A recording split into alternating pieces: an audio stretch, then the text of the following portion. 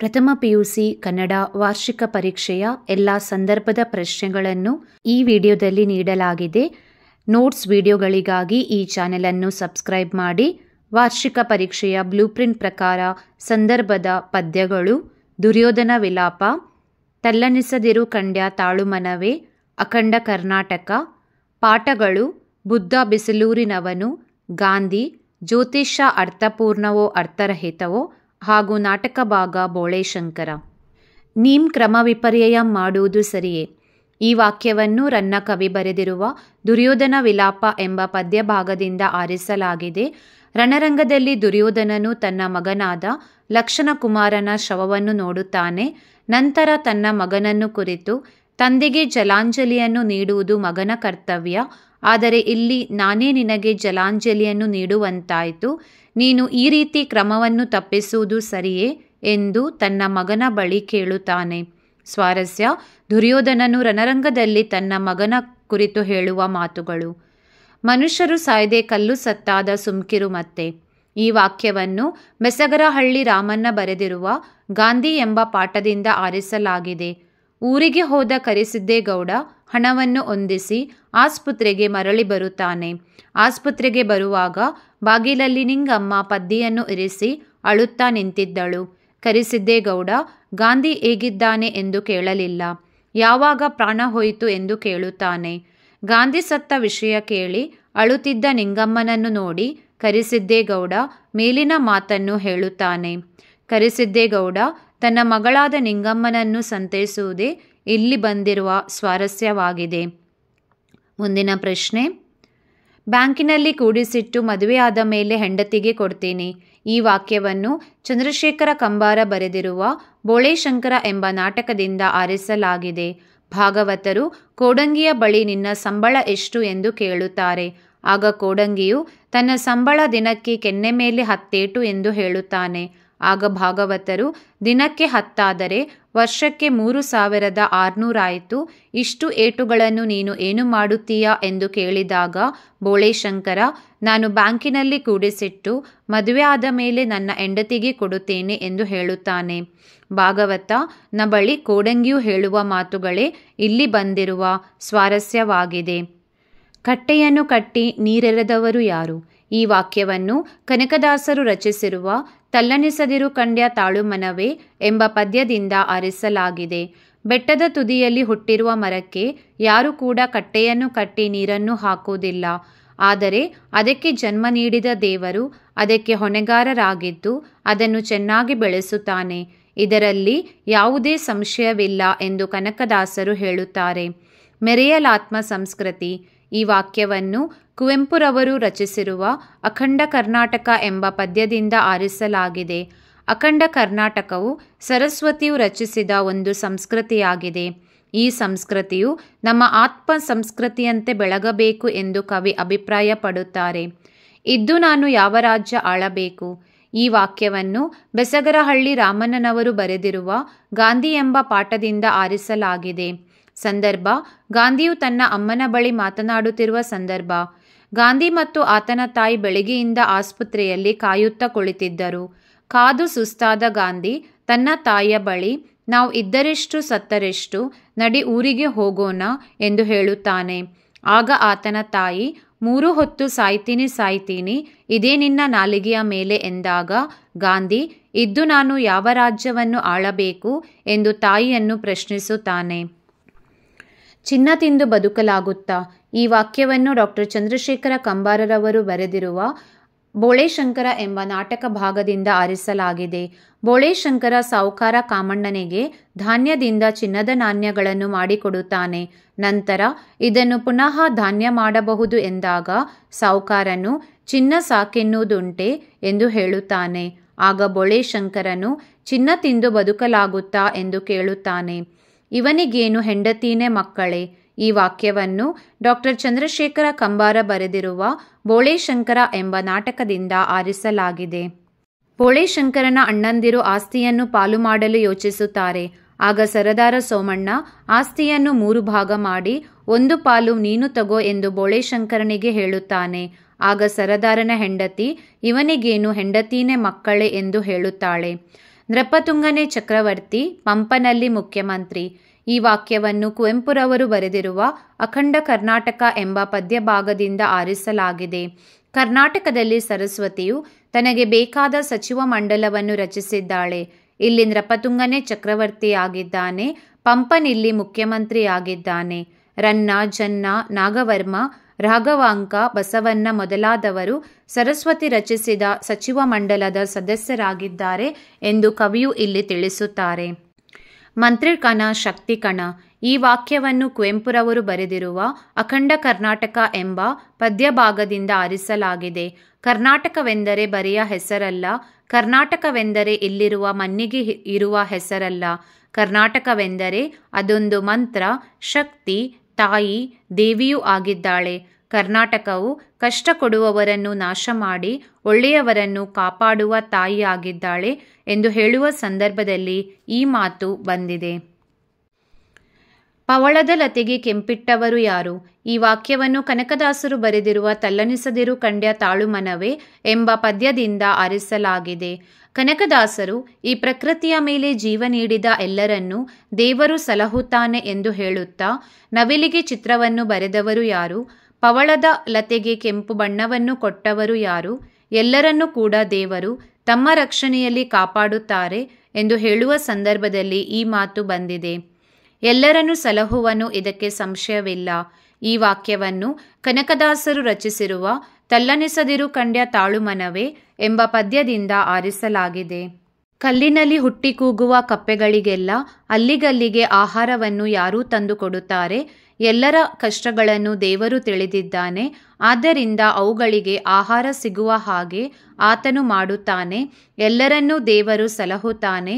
ಇದರಲ್ಲಿ ಯಾವುದೇ ಸಂಶಯವಿಲ್ಲವೆಂದು ಕನಕದಾಸರು ಈ ಪದ್ಯದಲ್ಲಿ ತಿಳಿಸಿದ್ದಾರೆ. ಜ್ಯೋತಿಷ ಒಂದು ವಾಣಿಜ್ಯವಾಗಿದೆ. ಈ ವಾಕ್ಯವನ್ನು ಎಚ್. ನರಸಿಂಹಯ್ಯ ಅವರು ರಚಿಸಿರುವ ಜ್ಯೋತಿಷ ಅರ್ಥಪೂರ್ಣವೋ ಅರ್ಥರಹಿತವೋ ಎಂಬ ಪಾಠದಿಂದ ಆರಿಸಲಾಗಿದೆ. ಜನರು ನಿರಾಶೆಯಲ್ಲಿದ್ದಾಗ, ಸಮಸ್ಯೆಗಳಲ್ಲಿ ಇದ್ದಾಗ ಜ್ಯೋತಿಷಿಗಳನ್ನು ಮೊರೆ ಹೋಗುತ್ತಾರೆ. ಅದಕ್ಕಾಗಿ ಖರ್ಚಾಗುವ ಹೆಚ್ಚಿನ ಹಣದ ಬಗ್ಗೆ ಹೇಳಲು ಅವರು ಮರೆಯುವುದಿಲ್ಲ. ಮುಖ್ಯವಾಗಿ ಜ್ಯೋತಿಷ ಮುಗ್ಧ ಜನರನ್ನು ಭಯದಲ್ಲಿರಿಸಿ ಅವರ ಸುಲಿಗೆಗೆ ಕಾರಣವಾಗುತ್ತದೆ. ಜ್ಯೋತಿಷ ಒಂದು ವಾಣಿಜ್ಯವಾಗಿದೆ. ಅಡ್ಡಗೋಡೆಯ ಮೇಲೆ ದೀಪವಿಟ್ಟಂತೆ. ಈ ವಾಕ್ಯವನ್ನು ಎಚ್. ನರಸಿಂಹಯ್ಯ ಅವರು ರಚಿಸಿರುವ ಜ್ಯೋತಿಷ ಅರ್ಥಪೂರ್ಣವೋ ಅರ್ಥರಹಿತವೋ ಎಂಬ ಪಾಠದಿಂದ ಆರಿಸಲಾಗಿದೆ. ಜ್ಯೋತಿಷಿಗಳ ಭವಿಷ್ಯವಾಣಿಯು ಓದಲು ತಮಾಷೆಯಾಗಿರುತ್ತದೆ. ಅವು ಅಡ್ಡಗೋಡೆಯ ಮೇಲೆ ದೀಪವಿಟ್ಟಂತೆ ಇದ್ದು ಒಂದಕ್ಕಿಂತ ಹೆಚ್ಚು ಅರ್ಥವನ್ನು ಕೊಡುತ್ತಿರುತ್ತವೆ. ಇಬ್ಬರು ಜ್ಯೋತಿಷಿಗಳ ಅಭಿಪ್ರಾಯಗಳಲ್ಲಿ ಸಾಮಾನ್ಯವಾಗಿ ಯಾವ ರೀತಿಯ ಹೊಂದಾಣಿಕೆಯೂ ಕಾಣಿಸುವುದಿಲ್ಲ. ಸಮಾಜ ಸುಧಾರಣೆ ಶಿಕ್ಷಣದ ಒಂದು ಉದ್ದೇಶ. ಈ ವಾಕ್ಯವನ್ನು ಎಚ್. ನರಸಿಂಹಯ್ಯ ಅವರು ಬರೆದಿರುವ ಜ್ಯೋತಿಷ ಅರ್ಥಪೂರ್ಣವೋ ಅರ್ಥರಹಿತವೋ ಎಂಬ ಪಾಠದಿಂದ ಆರಿಸಲಾಗಿದೆ. ಅಧ್ಯಾಪಕರಲ್ಲಿ ಮತ್ತು ವಿದ್ಯಾರ್ಥಿಗಳಲ್ಲಿ ವೈಜ್ಞಾನಿಕ ಮನೋಭಾವವನ್ನು ಬೆಳೆಸುವುದು ಯಾವುದೇ ಶಿಕ್ಷಣ ಕ್ರಮದ ಮುಖ್ಯ ಉದ್ದೇಶವಾಗಿರಬೇಕು. ಪ್ರಶ್ನಿಸದೆ, ಪರಿಶೀಲಿಸದೆ ಯಾವುದನ್ನು ಒಪ್ಪಿಕೊಳ್ಳಬಾರದು. ಸಮಾಜ ಸುಧಾರಣೆ ಶಿಕ್ಷಣದ ಒಂದು ಉದ್ದೇಶವಾಗಿದೆ. ಇದ್ದು ನಾನು ಯಾವ ರಾಜ್ಯ ಆಳಬೇಕು? ಈ ವಾಕ್ಯವನ್ನು ಬೆಸಗರಹಳ್ಳಿ ರಾಮಣ್ಣ ಬರೆದಿರುವ ಗಾಂಧಿ ಎಂಬ ಪಾಠದಿಂದ ಆರಿಸಲಾಗಿದೆ. ಗಾಂಧಿ ಮತ್ತು ಆತನ ತಾಯಿ ಬೆಳಿಗ್ಗೆಯಿಂದ ಆಸ್ಪತ್ರೆಯಲ್ಲಿ ಕಾಯುತ್ತಾ ಕುಳಿತಿದ್ದರು. ಕಾದು ಸುಸ್ತಾದ ಗಾಂಧಿ ತನ್ನ ತಾಯಿಯ ಬಳಿ, ನಾನು ಇದ್ದರೆಷ್ಟು ಸತ್ತರೆಷ್ಟು, ನಡೆ ಹೋಗೋಣ ಎಂದು ಹೇಳುತ್ತಾನೆ. ಆಗ ಆತನ ತಾಯಿ, 3 ಹೊತ್ತು ಸಾಯ್ತೀನಿ, ಇದೇ ನಿನ್ನ ನಾಲಿಗೆಯ ಮೇಲೆ ಎಂದಾಗ ಗಾಂಧಿಯು ಈ ಮೇಲಿನ ಮಾತನ್ನು ತನ್ನ ತಾಯಿಯ ಬಳಿ ಹೇಳುತ್ತಾನೆ. ಇಲ್ಲಿ ನನ್ನ ನಿನ್ನ ರಾಗವ ಯಾರು ಕೇಳಾರು? ಈ ವಾಕ್ಯವನ್ನು ಬೆಸಗರಹಳ್ಳಿ ರಾಮಣ್ಣ ಬರೆದಿರುವ ಗಾಂಧಿ ಎಂಬ ಪಾಠದಿಂದ ಆರಿಸಲಾಗಿದೆ. ಗಾಂಧಿ ಮತ್ತು ಆತನ ತಾಯಿ ಬೆಳಿಗ್ಗೆಯಿಂದ ಆಸ್ಪತ್ರೆಯಲ್ಲಿ ಕಾಯುತ್ತಾ ಕುಳಿತಿದ್ದರು. ಕಾದು ಸುಸ್ತಾದ ಗಾಂಧಿ ತನ್ನ ತಾಯಿಯ ಬಳಿ, ಬಿಸಿಲು ಜಾಸ್ತಿ ಆಗ್ತಾ ಇದೆ, ನಡಿ ಊರಿಗೆ ಹೋಗೋಣ ಎಂದು ಹೇಳುತ್ತಾನೆ. ಆಗ ಆತನ ತಾಯಿ ಈ ಮೇಲಿನ ಮಾತನ್ನು ಹೇಳುತ್ತಾಳೆ. ಲೋ ಹುಡುಗ, ಆ ಫೋಟೋ ಯಾರದಯ್ಯ? ಈ ವಾಕ್ಯವನ್ನು ಬೆಸಗರಹಳ್ಳಿ ರಾಮಣ್ಣ ಬರೆದಿರುವ ಗಾಂಧಿ ಎಂಬ ಪಾಠದಿಂದ ಆರಿಸಲಾಗಿದೆ. ವೈದ್ಯರು ಗಾಂಧಿಯ ಹೆಸರಿನ ಕುರಿತಾಗಿ ಆದ ಆಶ್ಚರ್ಯವನ್ನು ತೋರಿಸಲು ಎಲ್ಲರನ್ನೂ ಕರೆಯುತ್ತಾನೆ. ಕುಟುಂಬ ಯೋಜನಾ ಅಧಿಕಾರಿ ಇದನ್ನು ನಂಬದೆ ವೈದ್ಯಾಧಿಕಾರಿಗಳ ಕುರ್ಚಿಯ ಮೇಲೆ ಗೋಡೆಗೆ ತೂಗು ಹಾಕಿರುವ ಫೋಟೋ ಒಂದನ್ನು ತೋರಿಸಿ, ಈ ಫೋಟೋ ಯಾರದಯ್ಯ ಎಂದು ಕೇಳುತ್ತಾನೆ. ಮನುಷ್ಯರು ಸಾಯ್ದೆ ಕಲ್ಲು ಸತ್ತಾದ ಸುಮ್ಕಿರು ಮತ್ತೆ. ಈ ವಾಕ್ಯವನ್ನು ಬೆಸಗರಹಳ್ಳಿ ರಾಮಣ್ಣ ಬರೆದಿರುವ ಗಾಂಧಿ ಎಂಬ ಪಾಠದಿಂದ ಆರಿಸಲಾಗಿದೆ. ಕರಿಸಿದ್ದೇಗೌಡ ಹಣ ಪಡೆದು ಆಸ್ಪತ್ರೆಯ ಬಳಿಗೆ ಬಂದಾಗ ಮಗಳು ನಿಂಗಮ್ಮ ಬಾಗಿಲಲ್ಲೇ ಪದ್ದಿಯನ್ನು ನಿಲ್ಲಿಸಿ ಅಳುತ್ತಾ ನಿಂತಿದ್ದಳು. ಕರಿಸಿದ್ದೇಗೌಡ ಗಾಂಧಿ ಸತ್ತ ವಿಷಯವನ್ನು ತಿಳಿದು ಮಗಳನ್ನು ಸಂತೈಸುತ್ತಾ, ಮನುಷ್ಯರು ಸಾಯ್ದೆ ಕಲ್ಲು ಸತ್ತಾದ ಸುಮ್ಕಿರು ಮತ್ತೆ ಎಂದು ಹೇಳಿದನು. ಬುದ್ಧನು ಇಲ್ಲದ ಅರಮನೆಗೊಬ್ಬ ಗಾರ್ಡು. ಈ ವಾಕ್ಯವನ್ನು ನಾಗತಿಹಳ್ಳಿ ಚಂದ್ರಶೇಖರ್ ಬರೆದಿರುವ ಬುದ್ಧ ಬಿಸಿಲೂರಿನವನು ಎಂಬ ಪಾಠದಿಂದ ಆರಿಸಲಾಗಿದೆ. ಅರಮನೆಯ ಕಾವ್ಯಾತ್ಮಕ ದೃಶ್ಯ ನೋಡಿ ಈಚೆಗೆ ಬಂದರೆ ಅಲ್ಲಿ ಕಾಯುತ್ತಿದ್ದ ಗಾರ್ಡ್ ಕಾಫಿಗೆ ಏನಾದರೂ ಕೊಡಿ ಎಂದು ಕೇಳಿದ. ಆಗ ಲೇಖಕರು ಬುದ್ಧನೇ ಇಲ್ಲದ ಅರಮನೆಗೊಬ್ಬ ಗಾರ್ಡು ಎಂದು ಯೋಚಿಸುತ್ತಾರೆ. ಒಂದು ಹೊತ್ತು ರೊಟ್ಟಿ ತಿನ್ನದಿದ್ದರೆ ನಾನೇನು ಸಾಯುವುದಿಲ್ಲ. ಈ ವಾಕ್ಯವನ್ನು ಡಾಕ್ಟರ್ ಚಂದ್ರಶೇಖರ ಕಂಬಾರ ಬರೆದಿರುವ ಬೋಳೇಶಂಕರ ಎಂಬ ನಾಟಕದಿಂದ ಆರಿಸಲಾಗಿದೆ. ಬೋಳೇಶಂಕರನ ಒಳಗೆ ಪ್ರವೇಶಿಸಲು ಪಿಶಾಚಿಯು ಮರದ ಕೆಳಗೆ ಇದ್ದ ರೊಟ್ಟಿಯನ್ನು ಕದಿಯುತ್ತದೆ. ಬೋಳೇಶಂಕರ ರೊಟ್ಟಿಯನ್ನು ಹುಡುಕಿ ಹಸಿದವರು ತಕೊಂಡು ತಿಂದಿರಬೇಕು. ಒಂದು ಹೊತ್ತು ರೊಟ್ಟಿ ತಿನ್ನದಿದ್ದರೆ ನಾನೇನು ಸಾಯುವುದಿಲ್ಲ ಎಂದು ಹೇಳುವ ಸಂದರ್ಭದಲ್ಲಿ ಈ ಮಾತು ಬಂದಿದೆ. ರಾಜಕುಮಾರಿಗೆ ಬಂದಿರುವುದು ರಾಜರೋಗ. ಈ ವಾಕ್ಯವನ್ನು ಡಾಕ್ಟರ್ ಚಂದ್ರಶೇಖರ ಕಂಬಾರ ಬರೆದಿರುವ ಬೋಳೇಶಂಕರ ಎಂಬ ನಾಟಕದಿಂದ ಆರಿಸಲಾಗಿದೆ. ಬೋಳೇಶಂಕರನು ರಾಜಕುಮಾರಿಯ ರೋಗವನ್ನು ವಾಸಿ ಮಾಡಲು ಅರಮನೆಗೆ ಬರುತ್ತಾನೆ. ಮಂತ್ರಿಯು ಬೋಳೇಶಂಕರನನ್ನು ಸಾಮಾನ್ಯ ರೈತನೆಂದು ತಿಳಿದು ರಾಜಕುಮಾರಿಗೆ ಬಂದಿರುವುದು ಸಾಮಾನ್ಯ ಹೊಟ್ಟೆನೋವಲ್ಲ, ರಾಜರೋಗ ಎಂದು ಹೇಳುವ ಸಂದರ್ಭದಲ್ಲಿ ಈ ಮಾತು ಬಂದಿದೆ. ರಾಜರಾಣಿಯರಿಂದ ಹಿಡಿದು ಎಲ್ಲರೂ ದುಡಿಯುತ್ತಾರೆ. ಈ ವಾಕ್ಯವನ್ನು ಚಂದ್ರಶೇಖರ ಕಂಬಾರ ಅವರು ಬರೆದಿರುವ ಬೋಳೇಶಂಕರ ಎಂಬ ನಾಟಕದಿಂದ ಆರಿಸಿಕೊಳ್ಳಲಾಗಿದೆ. ಮಂತ್ರಿ ಬೋಳೇಶಂಕರನ ಬಳಿಗೆ ಬಂದು ಆತನು ರಾಜನಾದ ವಿಚಾರವನ್ನು ತಿಳಿಸುತ್ತಾನೆ. ಆಗ ಬೋಳೇಶಂಕರನು ತಾನು ರಾಜನಾದರೆ ಕೆಲವು ನಿಯಮಗಳು ಇವೆ. ರಾಜರಾಣಿಯರಿಂದ ಹಿಡಿದು ಎಲ್ಲರೂ ದುಡಿಯಬೇಕು, ದುಡಿಯದ ಸೋಂಬೇರಿಗಳಿಗೆ ಅವಕಾಶವಿಲ್ಲ ಎಂದು ಹೇಳುತ್ತಾನೆ. ಜನ ಎಲ್ಲಿ ಸೇರಿದರೆ ಅಲ್ಲೇ ದರ್ಬಾರು. ಈ ವಾಕ್ಯವನ್ನು ಚಂದ್ರಶೇಖರ ಕಂಬಾರ ಬರೆದಿರುವ ಬೋಳೇಶಂಕರ ಎಂಬ ನಾಟಕದಿಂದ ಆರಿಸಲಾಗಿದೆ. ಸಾವುಕಾರ ಕಾಮಣ್ಣ ಹಾಗೂ ಸರದಾರ ಸೋಮಣ್ಣ ಬೋಳೇಶಂಕರನನ್ನು ಭೇಟಿಯಾಗುತ್ತಾರೆ. ಆಗ ಸಾವುಕಾರ ಕಾಮಣ್ಣನು ಇದೇನು ನಿನ್ನ ದರ್ಬಾರು ಎಂದು ಕೇಳುತ್ತಾನೆ. ಆಗ ಬೋಳೇಶಂಕರನು ಜನ ಎಲ್ಲಿ ಸೇರಿದರೆ ಅಲ್ಲೇ ನನ್ನ ದರ್ಬಾರು ಎಂದು ಹೇಳುತ್ತಾನೆ. ನಾವು ಜಗಳದ ಭಾಷೆ ಆಡಿದರೆ ಅವರು ಸ್ನೇಹದ ಭಾಷೆ ಆಡುತ್ತಾರೆ. ಈ ವಾಕ್ಯವನ್ನು ಚಂದ್ರಶೇಖರ ಕಂಬಾರ ಅವರು ಬರೆದಿರುವ ಬೋಳೇಶಂಕರ ಎಂಬ ನಾಟಕದಿಂದ ಆರಿಸಲಾಗಿದೆ. ಸೈತಾನನು ಸೈನಿಕರಿಗೆ ಶಿವಪುರವನ್ನು ನಾಶ ಮಾಡಲು ತಿಳಿಸುತ್ತಾನೆ. ಆದರೆ ಸೈನಿಕರು ಬಂದು ತಮಗೆ ಆ ರಾಜ್ಯದಲ್ಲಿ ಯುದ್ಧ ಮಾಡಲು ಸಾಧ್ಯವಿಲ್ಲ. ಜನ ತಮ್ಮನ್ನು ಹಳೆಯ ಸ್ನೇಹಿತರಂತೆ ನೋಡುತ್ತಾರೆ. ತಾವು ಜಗಳದ ಭಾಷೆ ಆಡಿದರೆ ಅವರು ಸ್ನೇಹದ ಭಾಷೆ ಆಡುತ್ತಾರೆ ಎಂದು ಹೇಳುತ್ತಾರೆ. ಕೆಲಸ ಮಾಡಿದವರು ಊಟ ಮಾಡಿದ ನಂತರ ಸೋಮಾರಿಗಳ ಊಟ. ಈ ವಾಕ್ಯವನ್ನು ಚಂದ್ರಶೇಖರ ಕಂಬಾರ ಅವರು ಬರೆದಿರುವ ಬೋಳೇಶಂಕರ ಎಂಬ ನಾಟಕದಿಂದ ಆರಿಸಲಾಗಿದೆ. ಸೈತಾನನು ಸಾಲಿನಲ್ಲಿ ಊಟಕ್ಕೆ ಕುಳಿತಿದ್ದಾಗ ರಾಣಿಯು ಆತನ ಕೈಯನ್ನು ನೋಡಿ ಊಟ ನೀಡಲು ನಿರಾಕರಿಸುತ್ತಾಳೆ. ಆಗ ಬೋಳೇಶಂಕರನು ನಮ್ಮ ರಾಜ್ಯದಲ್ಲಿ ಕೆಲಸ ಮಾಡಿದವರು ಊಟ ಮಾಡಿದ ನಂತರ ಸೋಮಾರಿಗಳ ಊಟ ಎಂದು ಹೇಳುವ ಸಂದರ್ಭದಲ್ಲಿ ಈ ಮಾತು ಇಲ್ಲಿ ಬಂದಿದೆ. ಈಗಳ್ ನೀನು ಯಮಗೆ ಅಗಲ್ದು ಎತ್ತ ಹೋದೆ ಅಂಗಾಧಿಪತಿ. ಈ ವಾಕ್ಯವನ್ನು ರನ್ನ ಬರೆದಿರುವ ದುರ್ಯೋಧನ ವಿಲಾಪ ಎಂಬ ಪದ್ಯದಿಂದ ಆರಿಸಿಕೊಳ್ಳಲಾಗಿದೆ. ದುರ್ಯೋಧನನು ರಣರಂಗದಲ್ಲಿ ನಡೆಯುವಾಗ ದುಶ್ಯಾಸನನ ಶವವನ್ನು ನೋಡಿ ಈ ಮಾತನ್ನು ಹೇಳುತ್ತಾನೆ. ನಾನು ನೀನು ಮತ್ತು ದುಶ್ಯಾಸನ ಪ್ರಾಣದ ಗೆಳೆಯರಾಗಿದ್ದೆವು. ದುಶ್ಯಾಸನನು ಸತ್ತ ನಂತರ ನಾನು ಮತ್ತು ನೀನು ಆತ್ಮೀಯರಾಗಿದ್ದೆವು. ಈಗ ನೀನು ನಮ್ಮನ್ನು ಬಿಟ್ಟು ಎಲ್ಲಿಗೆ ಹೋದೆ ಎಂದು ದುರ್ಯೋಧನನು ಕೇಳುತ್ತಾನೆ.